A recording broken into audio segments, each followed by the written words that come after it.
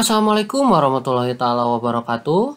Jumpa lagi bersama Pak Asep Yuyun. Kali ini kita akan belajar bersama mengenai kunci jawaban kelas 6 tema 4 subtema 3 pembelajaran 3 dan 4. Pada halaman 114 ada kegiatan ayo membaca. Kalian diminta mencermati sebuah teks eksplanasi yang rumpang yang berjudul Teknologi Hijau di Era Globalisasi. Pada halaman 115, kalian diminta melengkapi teks eksplanasi tersebut sehingga menjadi satu teks yang utuh. Saat melengkapi teks tersebut, teman-teman juga harus memperhatikan struktur teks eksplanasi yang benar. Selain itu, teman-teman juga harus memperhatikan penggunaan kosakata baku dan kalimat efektif. Nah, ini merupakan jawabannya ya. Jadi PLTS menggunakan energi tanpa batas yaitu cahaya matahari untuk menghasilkan listrik. Pembangkit listrik jenis ini tidak menimbulkan polusi, aman dan biaya perawatan murah. PLTS ini terdiri dari panel-panel tipis yang terbuat dari bahan semikonduktor yaitu silikon. Panel surya biasanya disusun dua yaitu lapisan silikon tipe P yang bermuatan positif dan tipe N yang bermuatan negatif. Ketika terkena panas dari cahaya matahari, kedua bahan ini akan terhubung sehingga muatan negatif pada lapisan tipe N akan mengalir menuju muatan positif pada lapisan tipe P. Hal ini yang kemudian membentuk medan listrik.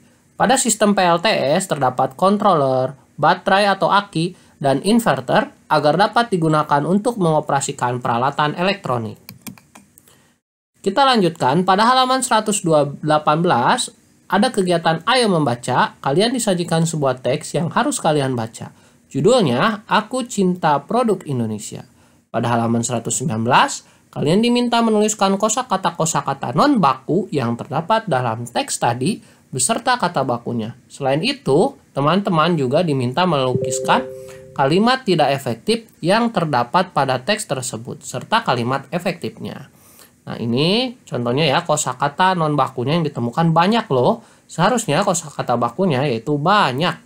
Lalu kalimat tidak efektifnya ya, contohnya di sini tentu ada sebagian dari kalian yang memakai banyak barang yang produksi luar negeri dengan berbagai merek terkenal.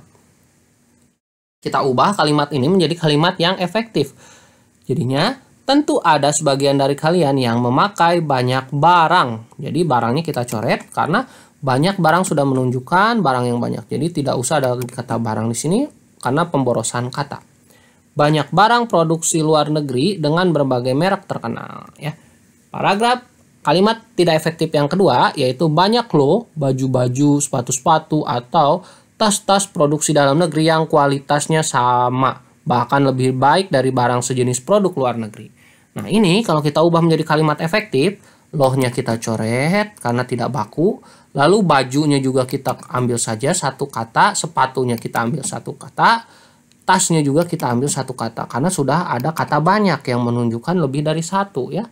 Jadi banyak baju, sepatu, atau tas produksi dalam negeri yang kualitasnya sama. Bahkan lebih baik dari produksi luar negeri. Nah, ini kita barang sejenisnya kita coret saja ya. Karena pemborosan kata. Kalimat tidak efektif yang ketiga yaitu kemajuan teknologi memotong berbagai biaya yang dibutuhkan dalam pengiriman produk ke negara lain. Ini kita ubah menjadi kemajuan teknologi memotong biaya, jadi nggak usah ada lagi berbagai ya. Pengiriman langsung aja, yang dibutuhkan dalam ini tidak penting ya. Jadi kita langsung aja pengiriman produk ke negara lain ya.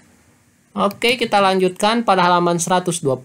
Kalian diminta menuliskan kembali teks di atas dengan bahasa sendiri. Saat mengerjakannya, ya kalian diminta untuk memperhatikan penggunaan kata baku serta kalimat efektif.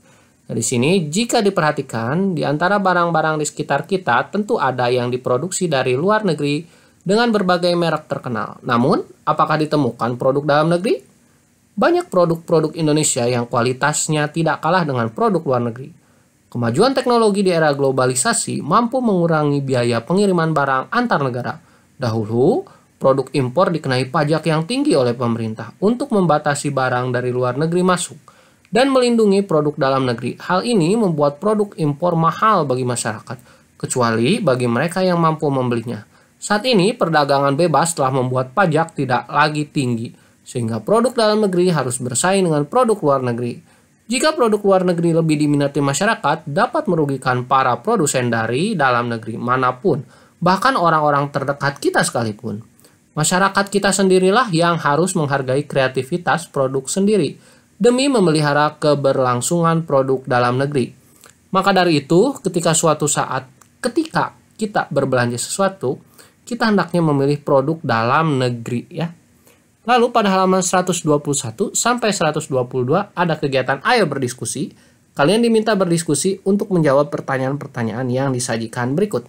Nomor 1, mengapa kita harus cinta produk Indonesia? Karena kualitas produk Indonesia tidak kalah dengan produk luar negeri. Untuk menghargai karya anak bangsa dan untuk memajukan ekonomi Indonesia.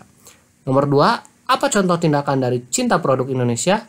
Tentu membeli dan menggunakan produk buatan Indonesia. Nomor 3, apa yang terjadi jika kita lebih banyak membeli barang dari luar negeri?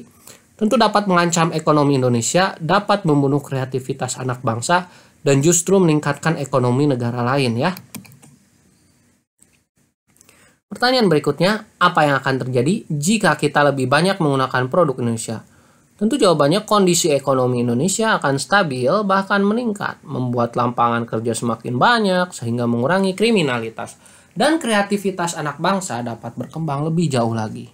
Nomor 5, apa dampak cinta produk Indonesia bagi para pengrajin dalam negeri? Ya, memajukan usaha para pengrajin, meningkatkan ekonomi para pengrajin, dan membuat kreativitas para pengrajin semakin berkembang.